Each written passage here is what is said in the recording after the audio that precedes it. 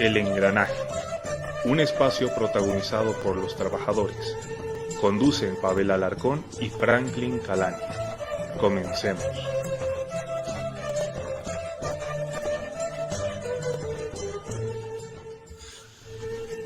Muy buenas noches a todos los seguidores de la Red Nacional de Noticias Obreras. Aquí estamos en un nuevo programa del Engranaje. Muchas gracias por seguirnos. ¿Cómo estás, Pavel? Buenas noches. Buenas noches a todas las personas que nos siguen por las redes sociales. Es un gusto estar nuevamente. Hoy cumplimos 10 programas al aire, ¿no? ¿O me equivoco? Sí, ya estamos 10 programas. Sí, nuestra productora está preparando una fiesta después del programa, donde no sé dónde nos va a llevar, señora Magda. Indíquenos algún lugar donde vamos a ir a festejar. A la Feria del Libro. No a la Feria del Libro, no, por favor, algún lugar donde sirvan bebidas espirituosas y se pueda mover el cuerpo. Muy bien. Está viendo en este momento en el Google Maps donde hay, aquí nuestro realizador Gatito también dice que se apunta a la fiesta. Está muy bien. Entonces, vamos a ir a celebrar los 10 programas de Red. Franklin, esta semana marcó de una manera, si quieres, singular, casi anecdótica, el tema de las hamburguesas Hot en Santa Cruz, donde se encontró un dedo y después se conoció que el operario había perdido 2. Fue un tira y afloje entre los expendedores de hamburguesas y la industria que les provee de la carne lista para asarse. Lo que aquí llama la atención es que el Ministerio de Trabajo, todo pasó a anécdota, pasó a, como se decía, a chacota, porque el Ministerio de Trabajo brilló por su ausencia por lo menos los primeros días, no dijo nada. Y una vez más vemos que los trabajadores no tienen un resguardo, no se cumplen las leyes de seguridad industrial, ni menos se cumple con lo mínimo para su trabajo, para su tratamiento, para el seguro, para cubrir accidentes de trabajo. Una vez más nos hemos dado cuenta de que los trabajadores están desamparados en muchas de estas situaciones, ¿no? Exacto, y lo peor de este caso, Pavel, es que no es la primera vez que pasa este tema del dedo, no solo por el mismo trabajador que ya había perdido el otro dedo, sino lo más importante, que ya había ocurrido 3 veces. Entonces, esto es un caso muy importante para tomar en cuenta. Un trabajador, no solo este trabajador ha sido mutilado de un dedo, que es extremadamente importante para cualquier obrero, sino que ya ha habido otros 2 casos. Y aquí está la cosa, si en este caso la empresa ha agarrado y ha respondido de la misma forma, solo llevándoles a lo que es emergencias y no reportando absolutamente nada, e incluso tampoco reportando a la clientela ni nada de lo que ha sido esta situación, entonces posiblemente esos otros dedos hayan sido triturados. Es una situación extremadamente complicada, Pavel, y realmente muestra una clara violación a lo que son los derechos laborales. Sí, ¿no? Y lo que es más de lamentar es que alguna gente empezó a decir que los atacan porque es una empresa cruceña, salen por el lado que no deberían ser, que es el regionalismo. Aquí lo que se tiene que respetar los derechos de los trabajadores y las obligaciones de las empresas a protegerlos durante su periodo de trabajo. Que después de que termine su periodo de trabajo, hagan lo que quieran los trabajadores, ese ya es el problema. Pero durante el periodo que permanece en la fábrica, en la empresa donde trabajan, puede ser también vendiendo hamburguesas, lo que les pasa es responsabilidad de la empresa y no tienen por qué eludir. Lamentablemente, como bien denunciando los compañeros de Santa Cruz, la delegación del Ministerio de Trabajo es prácticamente Exacto, pero este tema de la hamburguesa resulta que no es el único tema de la semana, Pavel, a pesar de que es el más conocido. Resulta que en la mañana de ayer los trabajadores de Altifibers, aquí en la ciudad de La Paz, realizaron una marcha frente al Ministerio de Trabajo. Y este conflicto de Altifibers es uno que ya lleva prácticamente más de año y medio, incluso ya casi 2 años, en la cual los trabajadores fueron despedidos, se usó el famoso argumento de la fuerza mayor, los retiraron, supuestamente la fábrica había quebrado, pero otra vez ha vuelto a abrir. Ahora está trabajando con eventuales personas a los que solo les pagan 3 meses, 6 meses, los retiran, traen otros nuevos. Y en este caso, los trabajadores despedidos de Altifiber, el sindicato, estaban pidiendo los documentos que al menos prueben de que ellos han trabajado efectivamente ahí. Estaban pidiendo la copia de los finiquitos. Y por eso era su marcha de ayer, además de una inspección del Ministerio de Trabajo, para que vayan y comprueben de que la fábrica efectivamente está funcionando y que al final su despido no ha sido otra forma más que descargar lo que es la carga social. Claro, es que estamos volviendo a un capitalismo salvaje, un capitalismo de inicios, donde el derecho a los trabajadores es inexistente y es la explotación por explotación. Mientras más fácil le sea al empresario explotar al trabajador, es mejor para él. Uh-huh. Y los eventuales no tienen ni AFPs, no tienen seguro a corto plazo, seguro de la carga, no tienen prácticamente nada. Y más de una vez los empresarios dicen, agradezcan que tienen trabajo. Hay gente que mataría por estar aquí. Y eso es totalmente contrario. Y una vez más, el Ministerio de Trabajo es un fantasma Gasparín para los trabajadores. En este caso, es justamente por eso que los trabajadores de Altifiber estaban pidiendo lo que es la inspección. O sea, ellos ya tienen pruebas ya ahí están entrando los camiones, pero en este caso ya que se tenga una prueba fehaciente del ministerio para que pruebe de que esa fábrica está en esa situación.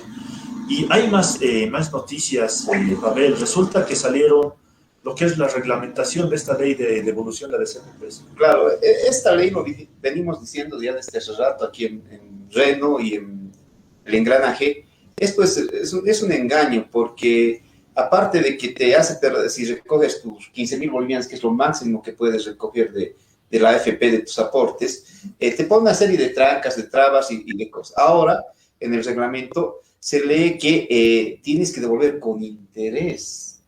Vale decir que tienes que pagar interés sobre tu propia plata. Uh-huh. Algo que, digamos, es insólito, inusual. Pues, si es tu plata, no tienes por qué pagar interés a la AFP. Y además, te has de enterar que se ha vuelto a prolongar el contrato con CFP por 2 años más, pues la gestora todavía no está lista para administrar los aportes. Creo que lo venimos diciendo aquí, reitero la posición de Reno, la ley ha sido un engaño, va a ser un engaño, y los trabajadores que se acojan a ella están cayendo en una trampa. Lo mejor es no recoger sus aportes. Pero también hay otro tema, el famoso ingenio Lucianita en Huanuni, que ha costado tanto al Estado, que lo ha sido tan publicitado por el gobierno, pero no funciona, ¿no? Ese es un problema complejo, el tema del ingenio Lucianita. Miren, lo que pasa es que en la mina Huanuni hay un problema serio de lo que es prácticamente de que el ingenio es extremadamente antiguo. Es una fábrica estatal, no olvidemos, que está gestionada por el Estado y por tanto el Estado tiene que agarrar y asegurarse de que todo lo que es esa empresa funcione de manera correcta. Y el ingenio que está trabajando en la mina es extremadamente antigua, prácticamente tiene más de 50 años. Es más, es desde la época de Patiño. Ajá. Ha habido algunas renovaciones del 50. Ha habido renovaciones en la antigua Comibol, etcétera, ha funcionado un tiempo, pero justamente para solucionar esta situación se ha pedido, necesitamos un nuevo ingenio. ¡Qué bien! Buena idea, voy a agarrar un nuevo ingenio. El problema es que este nuevo ingenio no está colocado en una buena situación. De hecho, esto está alejado de lo que es la mina. Y nada sería eso. Ya se puede hacer los trabajos para que llegue el mineral hasta ahí. El problema es que no hay agua. Y en la minería, Pavel, el agua es fundamental. Pero eso se viene diciendo hasta el inicio del inicio de la construcción de Lucianita, que creo que fue el año 2013 o 2012, que lo primero que tenía que verse era la capacidad de agua que podía captar para el tratamiento de los minerales. Uh-huh. Se dieron una serie de respuestas, que se está construyendo una represa, de que después se iba a haber un sistema innovador, pero al momento no hay nada. Y no solo eso, resulta que hay una cosa más, resulta que los que fabricaron, los que crearon la fábrica, el ingenio Lucianita, pero fueron trabajadores contratados por una empresa china. Y ya sabemos cómo desafortunadamente todas estas empresas chinas tienen esa costumbre, no sé qué decir, en la cual son explotados brutalmente. Es una situación terrible y hemos visto con el caso de Sinohydro, lo que son las fábricas chinas, los patrones chinos. Es un tema, no es nuevo, y fueron justo una empresa china la que agarró y empezó a fabricar el ingenio de Lucianita. Y pasemos al último tema de la noche, el de la escuela René Arteaga, Pavel. Es una escuela que está protestando porque no tiene prácticamente servicios básicos, va a decir agua, alcantarillado y ni luz. Entonces, habría que ver, ya que las autoridades o los funcionarios de educación están tan empeñados en que volvamos a la presencialidad, que los alumnos vuelvan a la presencialidad, Ujú. se vea pues por lo menos que tengan luz y que tengan agua, ¿no? Porque ¿de qué te sirve volver si no tienes agua para lavarte las manos, para que los profesores se laven las manos, los alumnos se laven las manos, Ujú. y cuando es en servicio de higiénica tengan agua también para ser utilizada, o sea, ¿no? Y peor que no tengas luz, o sea, es realmente para no creer. Sí, pues es una situación extrema, realmente es una lástima el de esa escuela, pero por suerte está saliendo los medios y hay campañas para agarrar y para prácticamente poder ayudar a esta escuela. Entonces, espero que resulte de esta forma y con esto acabamos las noticias de Reno de esta semana. Muchas gracias por seguirnos y volvemos con dos invitados de lujo para hablar del tema del contrabando. Muchas Así gracias. es.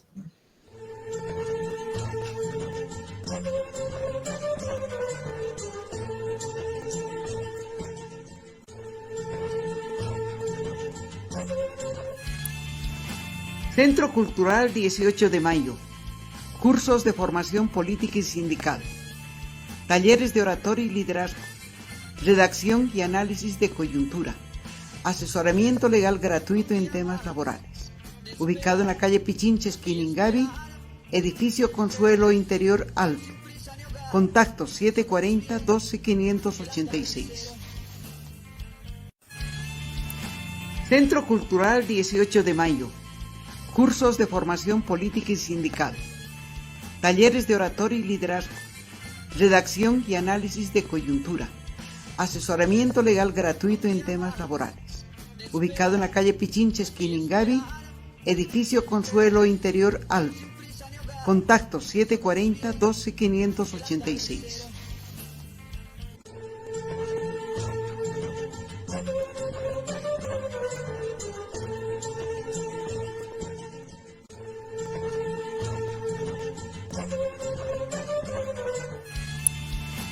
Centro Cultural 18 de...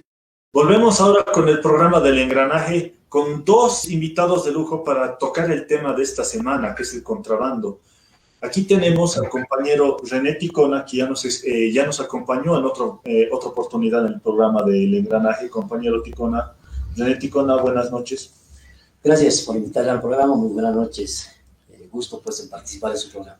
Se lo conoce principalmente por ser dirigente, actualmente es dirigente de la Cerámicas Victoria y en su momento era dirigente de la fábrica Enatex, y es por eso que él sabe mucho sobre el tema del contrabando en la rama textil. Y también nos acompaña vía Zoom Carlos Arce, experto del CEDLA, para que nos pueda explicar este fenómeno del contrabando. Carlos, buenas noches. Buenas noches, Franklin, a los otros compañeros, al compañero Icona. Es un gusto estar con ustedes. Empecemos. Carlos, ¿por qué se da el contrabando? ¿Por qué aparece el contrabando? ¿Y por qué el contrabando es uno de los factores tan difíciles de erradicar para el gobierno? ¿Es por las recaudaciones? ¿Por qué? Bueno, el fenómeno del contrabando es una expresión del atraso del país. Es la expresión más clara de la falta de industrias en Bolivia, ¿no? No hay un proceso de industrialización, es decir, no lo ha habido en la historia del país. Y somos muy débiles frente al mercado internacional, frente a los vecinos, inclusive que algunos de ellos no son tampoco países industrializados. Pero nuestra debilidad es tal que importamos casi absolutamente todo, es decir, desde bienes de capital, insumos para la industria y alimentos. Ahora, este problema del contrabando, que es histórico, se ha incrementado más en estos años, ¿no? El año pasado ha bajado un poco por la pandemia, por las medidas de restricción en las fronteras, en el comercio internacional, etcétera. Pero ahora, este año, estamos viendo otra vez resurgir con mucha más fuerza. Y eso se explica además por la crisis económica. Es decir, en un país donde no se generan empleos, porque no hay industria, pues muchísima gente vive del pequeño margen comercial que les da vender cosas que son importadas. Entonces, hay una cantidad enorme, ya sabemos el 80% aproximadamente de la fuerza de trabajo activa está en esos sectores, ¿no? En el sector de comercio, servicios, etcétera, ligados básicamente a esta venta de mercancías de fuera, ¿no? Entonces, ante la falta de empleo, es un refugio para sobrevivir, digamos, para muchísimas familias, y se van a dar modos de incrementar el flujo comercial. Sobre eso hay además un manejo ineficiente, equivocado de las políticas económicas.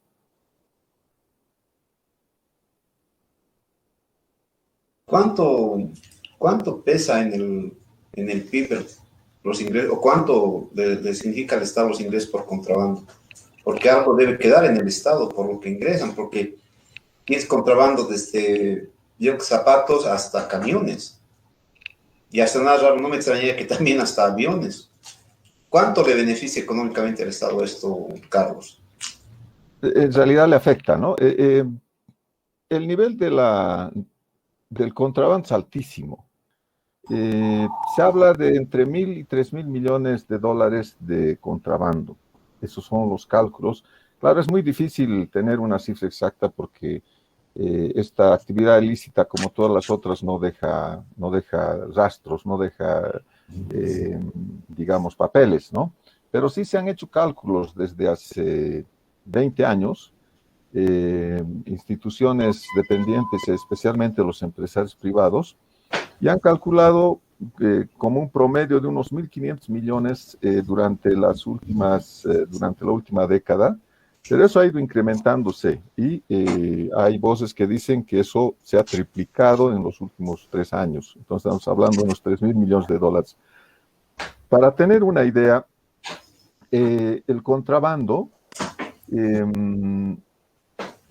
supera en muchos casos, en algunos rubros, el comercio formal. En el conjunto del contrabando contrastado con las importaciones de Bolivia, todas las importaciones legales, el contrabando es casi un 40%. Eso es lo que calculan varios años estos estudios y que son reconocidos por el propio gobierno. Las pérdidas tributarias son enormes, porque estas mercancías que entran de contrabando no pagan una serie de impuestos, aranceles, pero además generan una cadena, porque no solamente es en la importación, hay una afectación directa a la industria nacional, que es lo más fuerte, a la creación de empleos, obviamente, al propio comercio formal, porque muchas de estas mercancías tienen también un flujo legal, que son los comercios formales. Ahora, si todos estos son afectados, además, solamente decir, al margen de lo que no han pagado estas mercancías al entrar de manera dolosa por las fronteras, también se afecta el pago de tributos que no realizan las industrias, el comercio formal, etcétera, porque pierden el mercado interno frente a ese contrabando. Entonces, son dimensiones muy, muy grandes del contrabando, son miles de artículos, como tú mencionabas, hay desde alfileres hasta bienes de capital, hasta vehículos, etcétera, ¿no? Y especialmente con el caso de los vehículos, que ahora se ha vuelto a poner en boga, es muy alto, ¿no? Habíamos hecho un cálculo nosotros del parque automotor y son más de 100.000 vehículos que han entrado en la última década por año. Entonces, digamos, un fenómeno muy fuerte, un impacto muy grande a la economía, no solamente al Estado, ¿no? Pero hay que ver el fondo del asunto, siempre en referencia a la capacidad de nuestra economía frente a las otras, ¿no? Y a la incapacidad, obviamente, de las clases dominantes para llevar adelante un proceso de industrialización.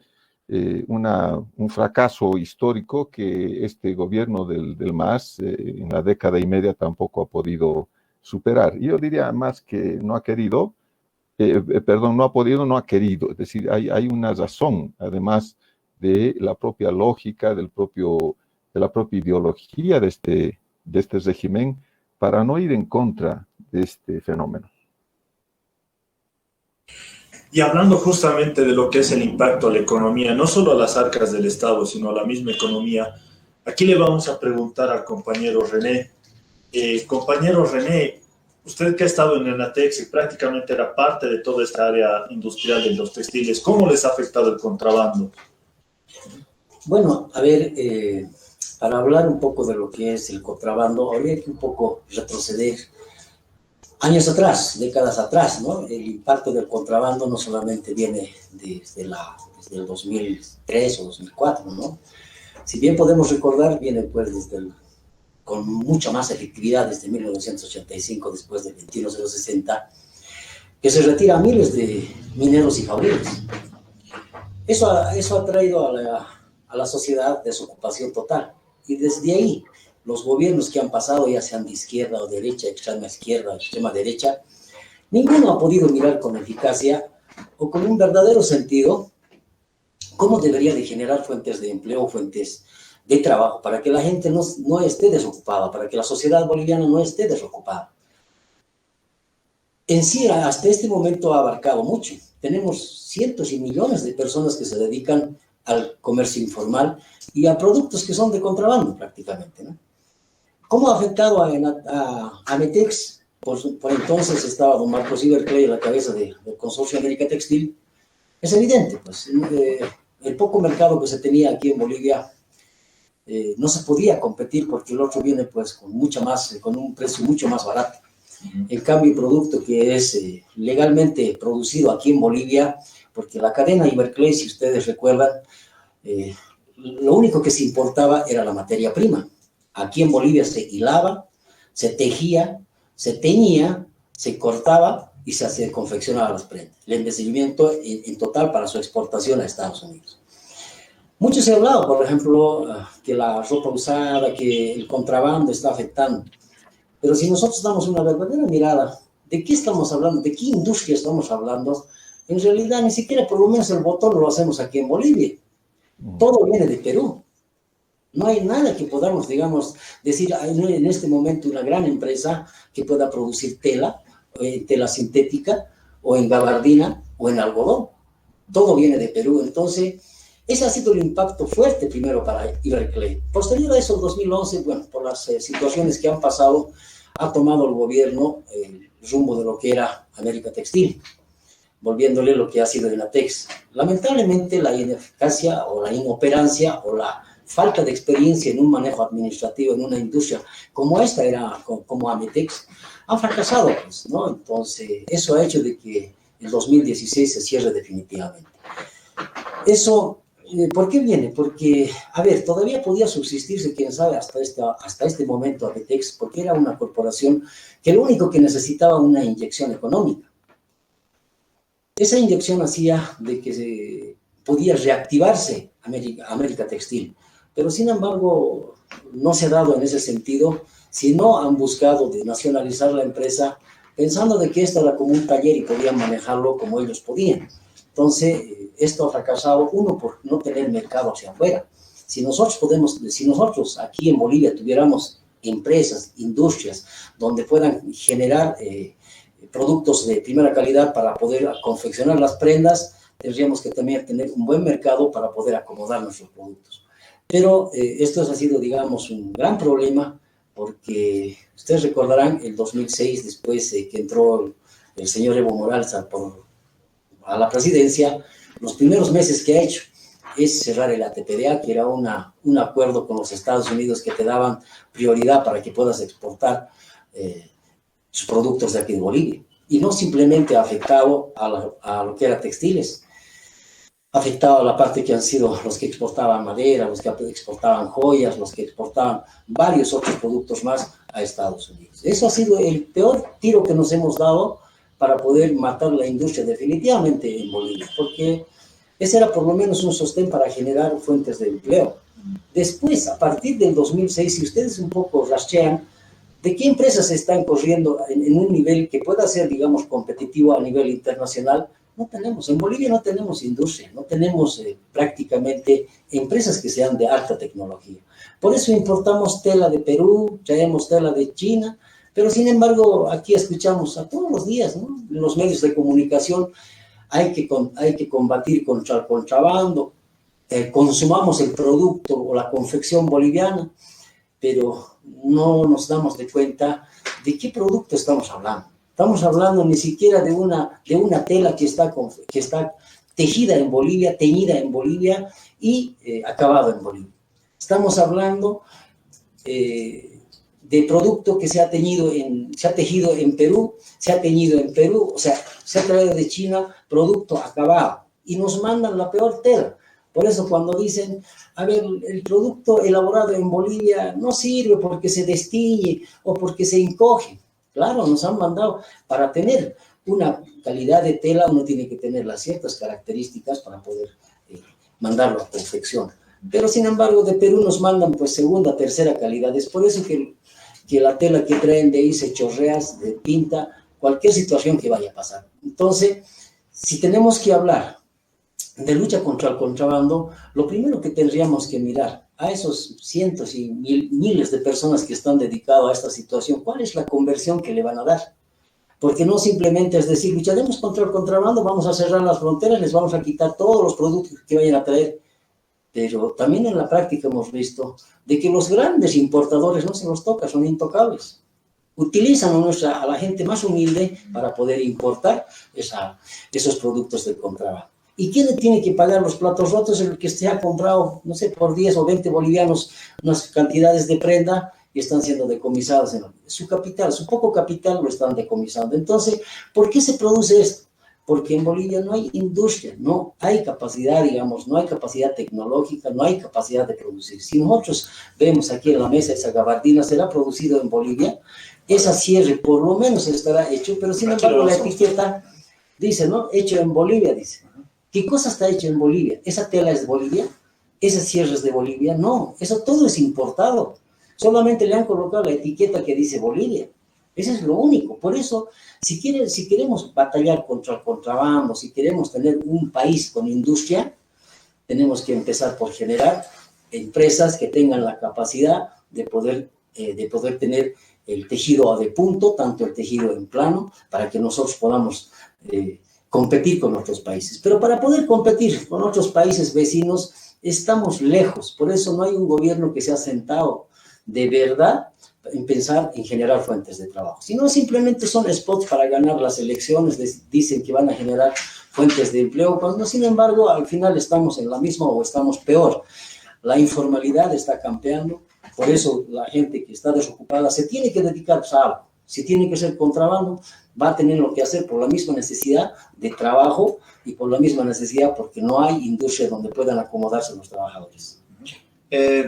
Carlos, ¿qué fue del sueño industrial que mucha gente añoraba o anunció? Recuerdo que uno de los primeros decretos del movimiento al socialismo, del primer gobierno de Evo Morales, fue dar un plazo de 180 días para erradicar, y ahí así lo dice el decreto, toda la ropa usada y empezar a plantearse una industria nacional, un poco con un tufillo añoranza de lo que era la Said, la Forno, de la época de los 40, de los 50 y de los 60. ¿Qué pasó? ¿Quién los venció? ¿Por qué no se dio eso? Sí, mira, retomando un poco lo que dice el compañero Ticona, efectivamente el 85 hay una apertura extrema de la economía nacional por el propio carácter de los gobiernos neoliberales, es decir, hay una apertura total de la economía en su conjunto, se flexibiliza todo, bajan los aranceles, fíjate, habían aranceles, eran muy heterogéneos, pero habían aranceles que llegaban hasta 150, 180% del valor de las mercancías antes del 85. Y después bajan y se nivelan en 5 y 10% los aranceles. Entonces se abren las fronteras, eso es el neoliberalismo. Curiosamente, después de esos 20 años de fracaso del neoliberalismo, se mantiene esa política. Entonces, cuando tú haces mención a este mensaje de inicio del gobierno de que se iba a erradicar el contrabando de la ropa usada, etc., va a fracasar rotundamente porque no se ha cambiado esa política. Hasta ahora tenemos esos niveles de aranceles. Solamente hace muy poco, un par de semanas, se ha aumentado, se ha duplicado el arancel de algunos artículos, básicamente de alimentos. Se han duplicado, pero siguen siendo niveles bajos.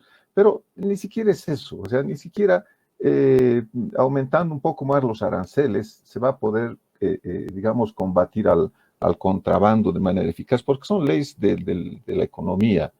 Si los precios son más bajos afuera, van a haber 1000 formas de introducir el contrabando.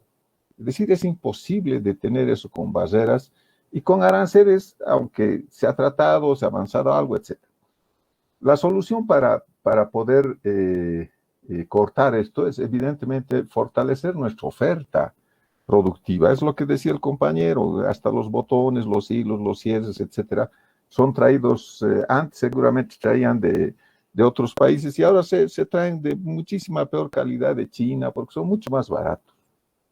Solo para darnos una idea de esta debilidad de la economía. De los países vecinos que tenemos, fronterizos, Argentina, Brasil, Chile, Paraguay y Perú. De la Argentina, el 2019 se han importado legalmente, estoy diciendo, ¿no? Muchos de estos también tienen productos ilegales de contrabando. Pero para tener una idea del tamaño de la economía y de nuestra capacidad de diversificación, 10.500 artículos de la Argentina entran y nosotros exportamos 916. Y seguramente viendo el valor, una gran parte de estos 916, es decir, del valor de nuestras exportaciones, deben estar concentradas en el gas natural, como en el caso del Brasil. En el caso del Brasil, importamos 30.000 productos y apenas vendemos 609. A Chile 6.000 y exportamos 1.400. Al Perú compramos 11.000 y exportamos 1.300. Es decir, fíjense, es innumerable, incuantificable el número de productos que dependemos, de los que tenemos que traer. Pero no solamente esta experiencia que ha contado el compañero Ticona del caso de confecciones, textiles, etcétera, que se ha matado industrias, exportaciones incipientes, por eso se llamaban no tradicionales, ¿se acuerdan ustedes? Hasta antes del 2005, estas exportaciones no tradicionales habían logrado alcanzar aproximadamente un 40-45% del total de la oferta exportadora de Bolivia. Y ahora el 80% son exportaciones de materias primas, de recursos naturales, de commodities, etc. Entonces se perdió algunas industrias que estaban empezando, ¿no? Y que estaban empezando haciéndolo bien, etcétera, y que se ha cortado esa experiencia.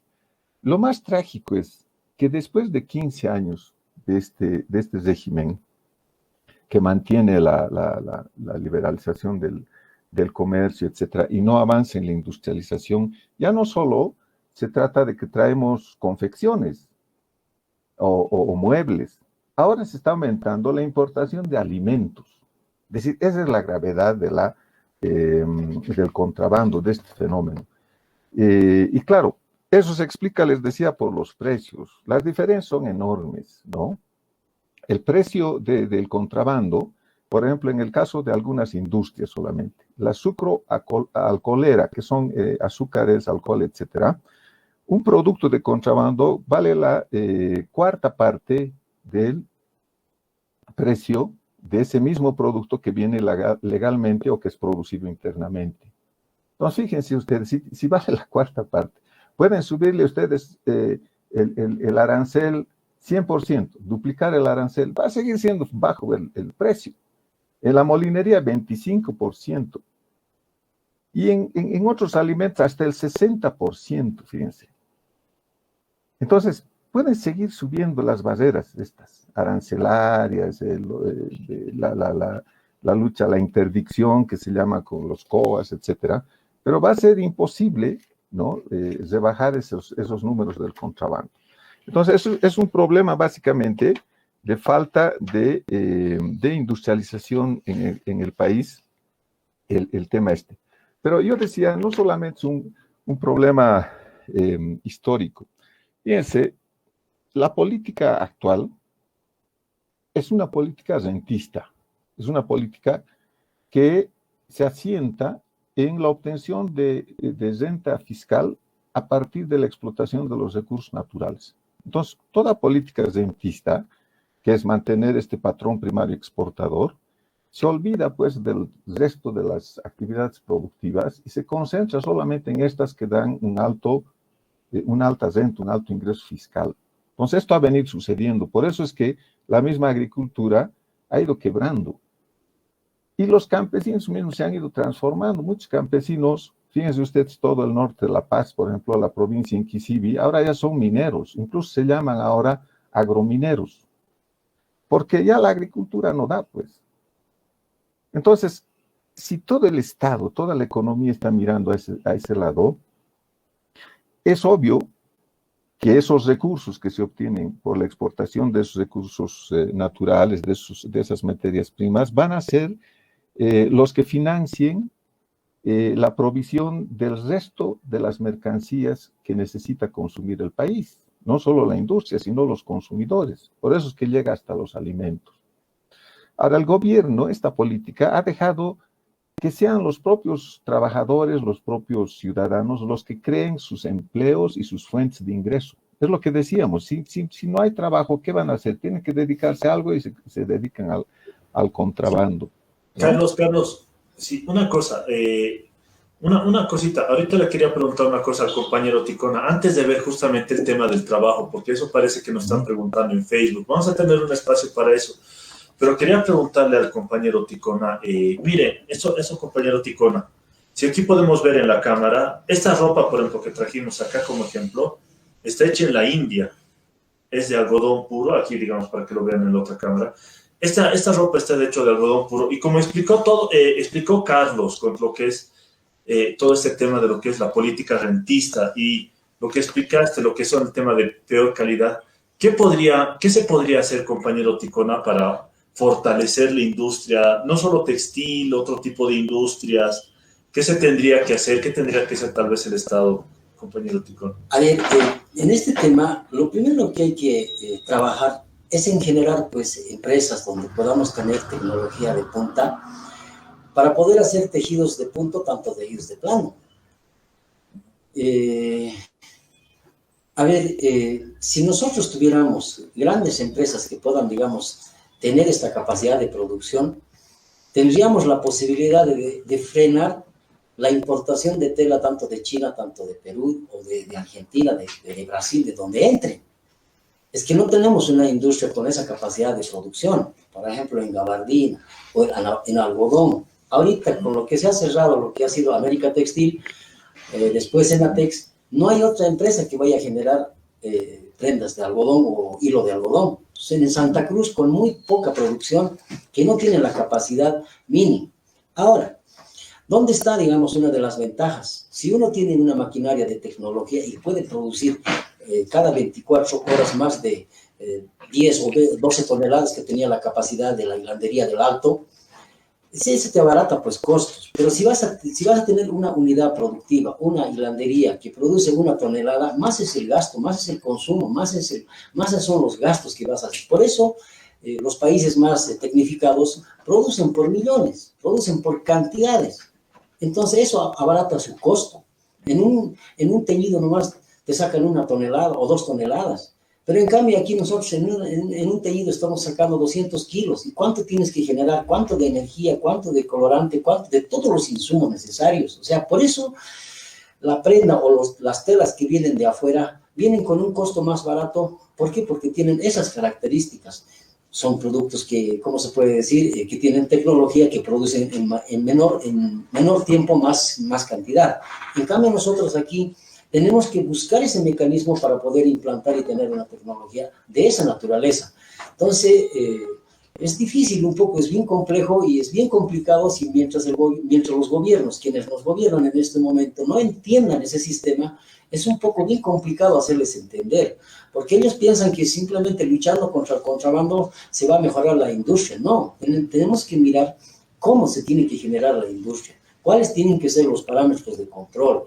Nosotros podemos cerrar las fronteras y no dejar entrar tela. ¿Y qué van a confeccionar los que tienen los pequeños talleres? Primero tenemos que trabajar en esa parte donde es la maquinaria, donde son las empresas. En el sector fabril son varias empresas que se están cerrando, no simplemente en textiles. En 2014, 2015 se han empezado a cerrar varias de las empresas que trabajaban con Marcos Iberclay. Ahí ha caído la industria, parte de la industria.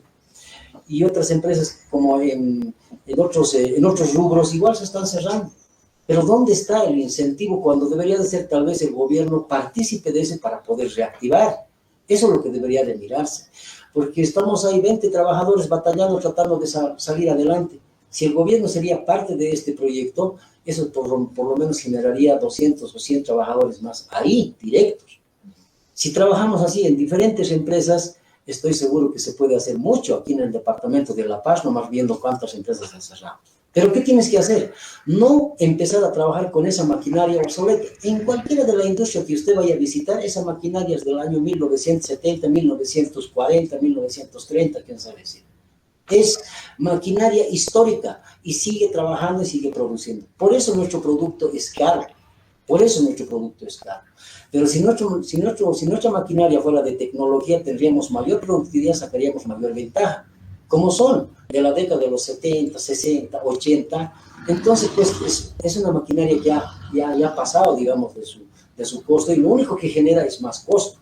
Entonces, aquí tiene que haber una participación para poder reactivar la industria, para poder combatir frente al contrabando. Necesariamente nos tenemos que preocupar en un país industrializado, porque en un país industrializado va a poder soportar la economía, pero no como en este momento se está enfrentando. Se están cerrando empresas y bueno, los trabajadores estamos batallando cómo lo podemos reactivar. Primero, que nos botan del trabajo. Segundo, sin ni un peso.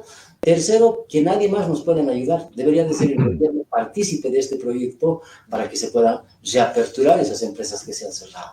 Por ejemplo, había una gran industria que se llamaba Macubol en cuero.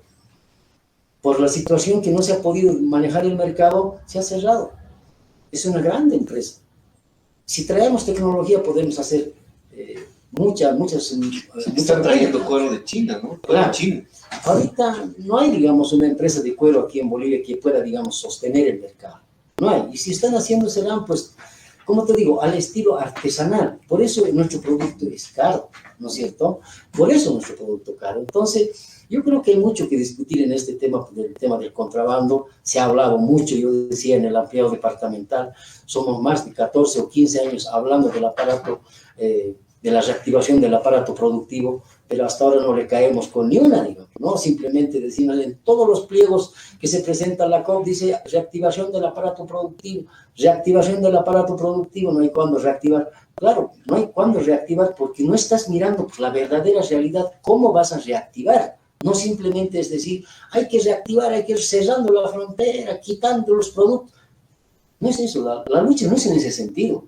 La lucha es dando alternativas donde generes fuentes de trabajo, donde crees industria. Se acaba mañana pasado los minerales, ¿qué vamos a hacer?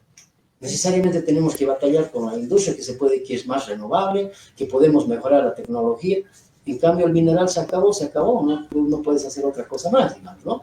Entonces, yo creo que en este tema hay varios aspectos que se tienen que discutir y se tiene que mirar. Lamentablemente, tiene que ser pues, con participación del gobierno. Por eso es gobierno y por eso también le tiene que poner más interés. Porque no simplemente es decir, sacar decretos de erradicación o de lucha contra el contrabando y con ese decreto no vamos a erradicar nada. Lo único que vamos a ir a fregar es a nuestros mismos propios compañeros que han sido echados de la fábrica de las diferentes empresas que están en la calle flotando sin saber qué hacer.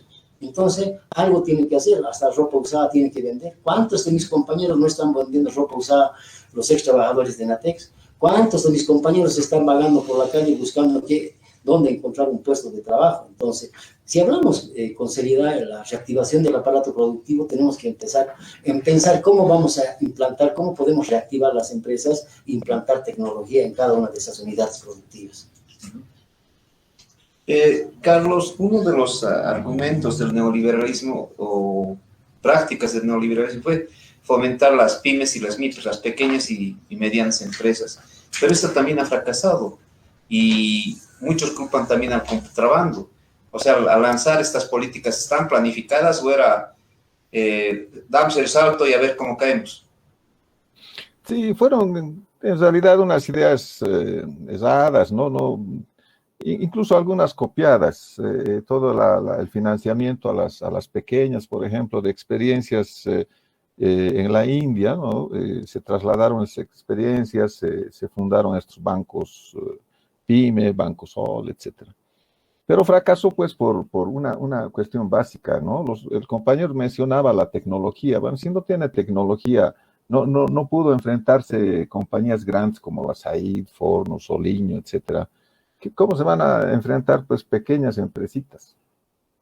La Metex tenía una característica interesante porque hacía una cadena, ¿no? Y por eso es que podía presentar, digamos, batalla hacia el frente con productos de mejor calidad, etc.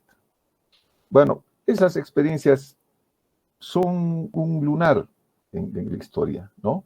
Porque en el conjunto, volvemos a decir, el problema es la subsistencia de estas políticas rentistas que miran solo a la producción primaria para la exportación. ¿Dónde se empieza la industrialización? Ya hace 50, 70 años la CEPAL también empezó con esta teoría de la industrialización por sustitución de importaciones que hoy Luis Arce nos presenta como una novedad.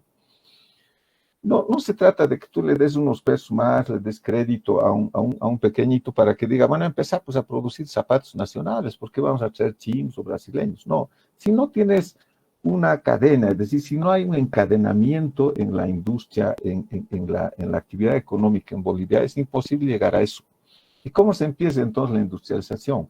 Por lo más básico que tiene una sociedad, pues una sociedad tiene que primero garantizarse los alimentos, que son lo básico. Pero además la agricultura y la agropecuaria son la base, son la fuente de los insumos de la industria. Y un hecho más, si la industria, o mejor dicho, si la agricultura quiebra, ¿dónde van los campesinos?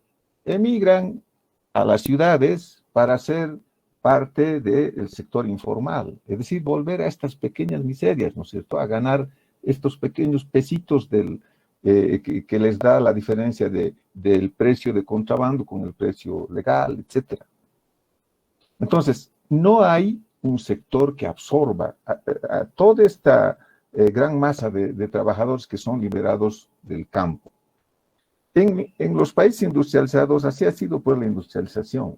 Se ha elevado la productividad de la agricultura y eso ha permitido crear, a la vez que trabajadores libres de la gleba, libres de la tierra, etcétera, generar empresas que produzcan los propios bienes de los que va a consumir esa gente liberada y se va a convertir en trabajador asalariado, en obrero, en proletario. Ese es el proceso de industrialización. Aquí nos han querido vender la idea de que vamos a industrializar empezando por el litio, para hacer baterías para exportar. O vamos a hacer con plantas de separación de gas, etc. Y saben ustedes que se ha gastado una cantidad enorme de millones también en la supuesta industrialización de la manufactura. Pero ¿qué cosas se han hecho en estos 15 años? Se han hecho pequeñas fábricas de jugos en el Chapare, en Caranavi, ha habido una pelea inclusive ahí, de frutas, industrialización de la coca, pequeñas fabriquitas que son las mismas que vemos nosotros en cada feria de La Paz, la feria de Santa Cruz, cada año aparece una marca nueva de mermeladas. Esa dura un año porque quiebra, no puede competir pues con la Arcor de la Argentina, con las empresas del Perú, etc. Fíjense, ¿por qué está aumentando ahora la importación de los alimentos? Por una razón, les decía, el precio un poco resume nuestra incapacidad, nuestra diferencia de economías, ¿no es cierto? Pero además el rendimiento, la productividad que decía el compañero cuando hablaba de la tecnología. Fíjense, está importando papa en Bolivia. Se está importando muchísima papa que viene del Perú. El 2020, en el 2020, de enero a mayo, se había importado 286 toneladas y el gobierno ahora informa que este año, entre enero y mayo, se han importado 2.300 toneladas. Esa es la diferencia. Ahora, ¿qué está explicando además del tipo de cambio? Porque ahí están devaluando, están depreciando su moneda continuamente. Y nosotros nos hemos quedado en los 6,86, 6,96 pesos por dólar hace 10 años, ¿no? Bueno, además de eso es la productividad. Lo que pasa es que la papa aquí se produce 6 toneladas por hectárea como promedio y en el Perú 16. La cebolla aquí se produce 10 toneladas métricas por hectárea y en el Perú 38. Entonces, ¿cómo puedes competir si tu agro está abandonado? Aquí la única agricultura que tiene el apoyo, que tiene financiamiento, que tiene modernización, etcétera, y que tiene obviamente liberación de impuestos, etcétera, es la agroindustria. Es decir, esa industria que produce cultivos de exportación para mercados externos. La industrialización quiere decir, en primer lugar, creación de mercado interno. Y todos los proyectos que se han hecho en esta última década y media han sido productos pensados en el exterior. Incluso la de urea y de urea amoníaco, de fertilizantes. ¿En quién han pensado? Si uno lee el proyecto de urea amoníaco, dice, entre el 10 al 20% de esta urea va a ser utilizada en Bolivia, el resto es para vender al Brasil. Claro, porque no están pensando que a los campesinos se les va a dar fertilizantes gratis o baratos. No, solo se ha pensado en el sorgo, en la soya, etc. Entonces, esa es digamos, la orientación. Y yo les decía que esta política rentista deja que sean los propios ciudadanos los que creen su empleo, su trabajo, etc.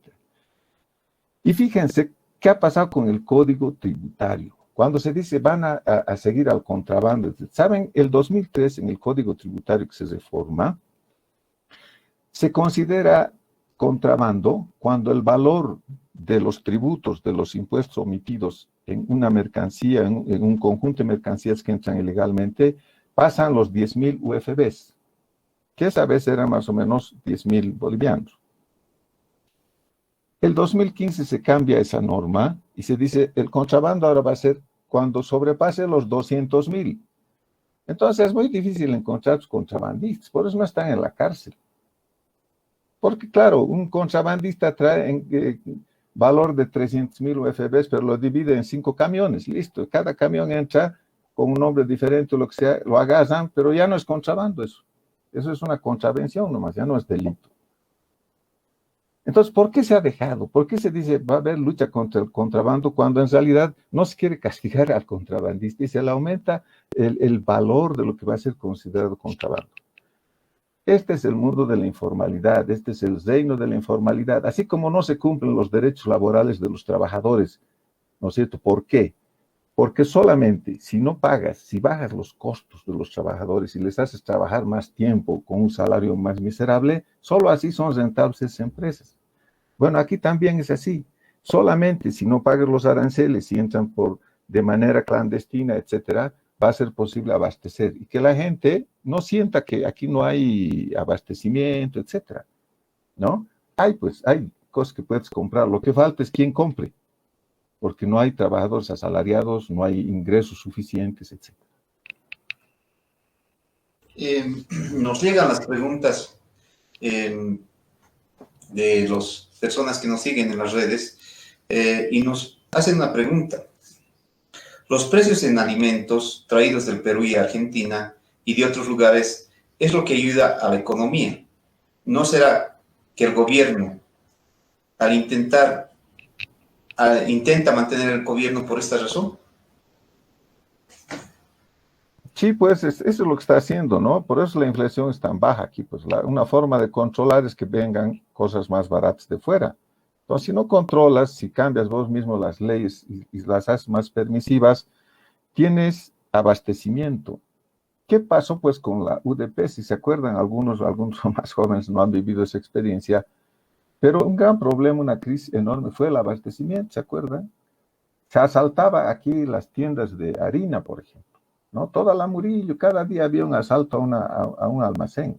Bueno, ahora entra cualquier cantidad de harina, es uno de los productos que más entra. En términos de alimentos es lo que más ingresa. Entonces la gente cree que está viviendo en una economía, dicen, estable, hay abastecimiento, el precio es barato, etc. Claro, es barato, pero has liquidado a los trigueros, ¿no es cierto? A los productores, a las molineras. Es decir, después vas a sentir ese efecto. Y ahora lo estás sintiendo, porque si entraban 260 toneladas de papa, ahora entran 2000. Entonces, cada vez más van a empezar a desaparecer los productores. Por eso esos bloqueos en Pairumani, en Vintos, recientes, ¿se acuerdan? Eran productores campesinos pequeños que producen papas, cebollas, hortalizas, etc. Entonces, claro, se está abasteciendo, se están bajando los precios, se mantienen, digamos, un boliviano muy, muy barato, ¿no?, respecto al dólar. Entonces, claro, eso incentiva la importación. Mientras los otros están depreciando sus monedas, nosotros mantenemos eso. Entonces, esas son las formas de liquidar lo poco que hay de la industria, y ya no solo de la industria, inclusive de la agricultura. Ya. A medida que ya nos acercamos al final, quería hacer una pregunta al compañero René. Aquí hay una cuestión muy importante, compañero René, respecto al trabajo. Muchas personas piden, por ejemplo, tener una fuente laboral estable. El único lugar que te da fuente laboral estable son las industrias, justamente, ¿no ve? Donde se produce, donde haces, donde te pagan regularmente por hacer productos de calidad. Y en este caso, pero, compañero René, la cantidad de despedidos en lo que es nuestra sociedad es gigante. Los gremiales son prácticamente, en realidad, la gran masa de nuestro ejército industrial de reserva. Y son ellos, los compañeros gremiales, los que viven trayendo estos productos de contrabando. Y eso quería preguntarle, compañero Ticona, ¿qué se puede hacer con ellos? Por ejemplo, ¿qué se podría hacer con este tema de lo que son los gremiales, gente que vive, digamos, de la importación de estos productos? ¿Cuál sería la salida a toda esta situación, compañero René? A ver, en este tema es evidente, es un tanto complicado, pero sin embargo tiene que haber pues un proyecto a largo plazo, porque esto no se va a cortar de la noche a la mañana, tampoco en un corto plazo, o con decretos o con leyes no vamos a poder suprimir. Es evidente que el sector gremial ha crecido bastante, el sector informal ha crecido bastante. Yo decía en una oportunidad, hoy ya no hay respeto a las 8 horas de trabajo. ¿Qué se tiene que planificar desde el Estado? Voy a seguir insistiendo que hay tantas empresas cerradas.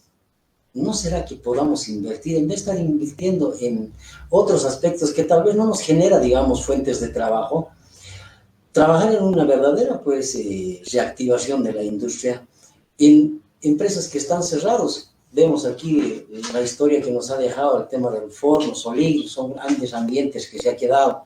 Y así hay muchas, en el Alto hay muchas empresas que se han cerrado, están de la misma forma. Por eso aquí tiene que haber una participación eficiente del gobierno, sentarse con los trabajadores y mirar la realidad que está pasando, porque si miramos superficialmente nunca vamos a solucionar el problema y por años vamos a seguir discutiendo en ese tema, ¿no? Compañero René, entonces, ¿es el Estado el que tiene que invertir para crear estas industrias? Necesariamente, porque hemos visto en la práctica de que incentivan a los grandes empresarios, pero sin embargo lo único que hacen es explotar y votar, con esa misma plata votar a los mismos trabajadores. Oye, ¿con cuántos conflictos están? ¿Y no creen que esas empresas se han prestado plata del Estado? Con la facilidad que le han dado con el 0,5% de préstamo hace meses atrás, ¿no será que esos son los mismos empresarios? Por eso, confiar en el capitalista, confiar en gente extraña, no podemos, pues, nosotros confiar en ese sentido. Si este gobierno cree que es de izquierda, necesariamente tiene que sentarse con los trabajadores y pensar en una verdadera reactivación y cómo generar fuentes de trabajo. Y ahí está la cuestión, compañero René, es justamente el caso de Actifiber. Ellos son una empresa textil que agarra, que exporta, pero que ha despedido a todos los compañeros y ahora está trayendo mano de obra barata. Exacto, mira, esa empresa se ha beneficiado de varios aspectos cuando estaba en la pandemia. Incluso le puedo asegurar de que el gobierno ha apoyado económicamente para poder reactivar las industrias. No solamente esa empresa, pero ¿qué es lo que ha pasado? Los han botado a la calle. Y hoy, ¿qué es lo que han hecho? Eliminar el sindicato, contratar gente eventual. Eso hacen las empresas. Y el Estado sigue apoyando. Y hay otro tema más, de las pequeñas unidades productivas. Esas no son pequeñas unidades, son pequeñas unidades de explotación a los trabajadores, que el ministerio debería estar trabajando también en ese sentido, porque es basta ya la explotación del hombre por el hombre, como se dice. Ya no es respeto a las 8 horas de trabajo, se hace trabajar más de 2 horas. Entonces, de lo que se tiene que partir es, pues, empezando por generar fuentes de trabajo en las industrias que se dedican. No solamente en textiles, podemos hacer en alimentos, podemos hacer en muchos aspectos, o sea, no simplemente en textiles. Y hay que mirar de forma general. Así vas a poder generar fuentes de trabajo. De lo contrario, de aquí a 10 años vamos a seguir discutiendo cómo vamos a hacer la reactivación del aparato productivo. Bueno, lamentablemente el tiempo se nos ha agotado. Queremos agradecer a Carlos por su presencia. Gracias, Carlos. Creo que recién es el inicio de este debate, de conocer lo que está pasando realmente con la industria nacional, y esperamos que en una siguiente oportunidad te convoquemos y sigamos hablando de este tema que es tan importante, que es a la esencia misma de la economía boliviana, ¿no? Bueno, sí, cuando gusten ustedes, agradecido por la invitación. Un saludo a todos los compañeros de Zeno, del Centro Fabril, y al compañero Ticona también un saludo fraterno. René, igualmente agradecidos por tu presencia, ya segunda vez que estás en el engranaje, y decirte pues que esta es la tribuna de ustedes, de los trabajadores. Cuando ustedes deseen, son bienvenidos. Gracias por la invitación, ¿no? Un gusto siempre participar en este programa, y es necesario discutir estos temas que de verdad pues son de interés de los trabajadores, porque no podemos quedar desempleados, no podemos quedar en la calle buscando qué hacer, cuando tenemos un Estado que está en la obligación de buscar los mecanismos de reactivar la industria nacional. Y con esto prácticamente ya vamos acabando el programa, no sin antes olvidarnos hablar de un último tema, que es prácticamente de que se inició desde hace unos días lo que es la Feria del Libro, y tenemos que ver también cómo es el acceso de la cultura a lo que es la gente. Aquí estamos aprovechando, digamos, la presencia de Carlos. Justamente el CEDLA tiene un puesto en lo que es la Feria del Libro. ¿No es así, Carlos? ¿Nos puedes comentar un poquito de lo que es el puesto del CEDLA?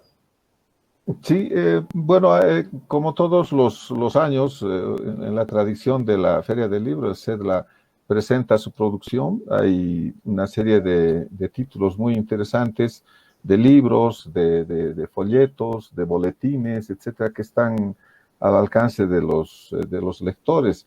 Solamente como novedad hay que decir, uno de los temas muy fuertemente asumidos, abordados por las investigaciones en estos últimos años en el CEDLA, son los temas relativos a la Amazonía, ¿no? La Amazonía es la nueva frontera del capitalismo, no solamente en Bolivia, sino en todo el continente sudamericano, ¿no? Brasil, Colombia, Perú, etcétera, están mirando y avanzando hacia la Amazonía. Entonces hay investigaciones muy interesantes sobre este tema, sobre las inversiones también en el norte de La Paz, por ejemplo, el de la producción del azúcar, ¿no? Con el ingenio de San Buenaventura.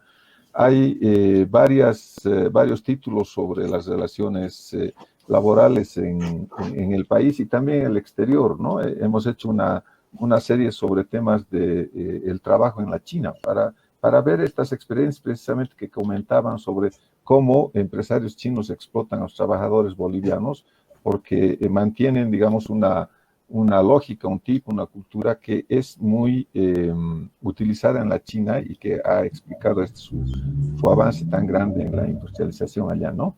Hay muchísimos otros temas, los temas tradicionales de CEDLA, que son los temas de empleo, de precarización, de sindicatos.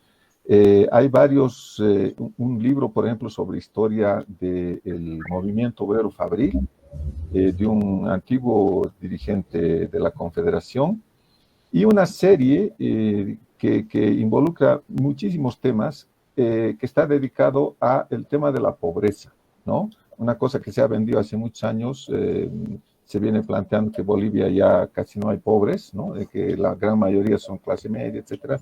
Bueno, hay formas de abordar y de medir la pobreza. Entre esos hay varios libros, toda una serie dedicada a ese tema. Entonces yo les invito a pasar por el stand. Los precios son bajos, no son precios comerciales de lucro, y pueden conocer una serie de estos, especialmente a los trabajadores, ¿no? Porque nuestra producción está dirigida fundamentalmente a fortalecer la capacidad de las organizaciones, de los sindicatos de los trabajadores, ¿no? A través de la información, del análisis, del conocimiento.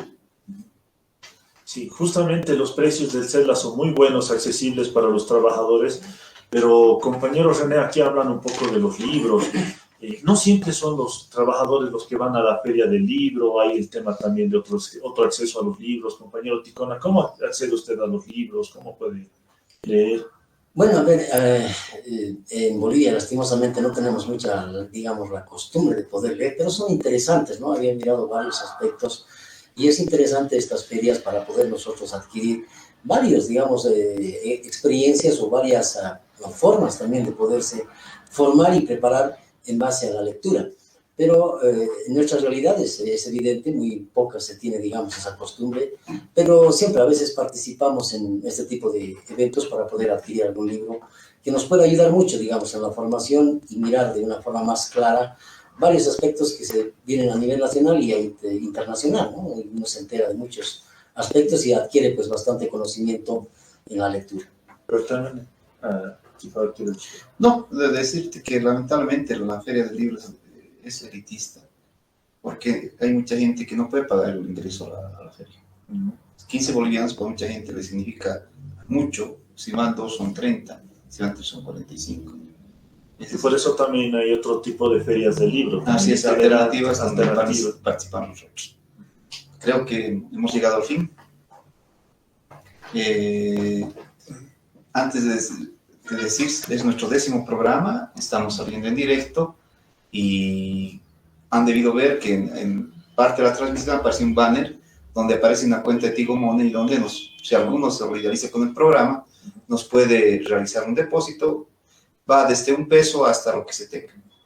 Este programa es autogestionado, es autofinanciado y es importante para nosotros para mejorar. Han visto ustedes, ya tenemos 2 cámaras y queremos seguir creciendo en esto, Franklin.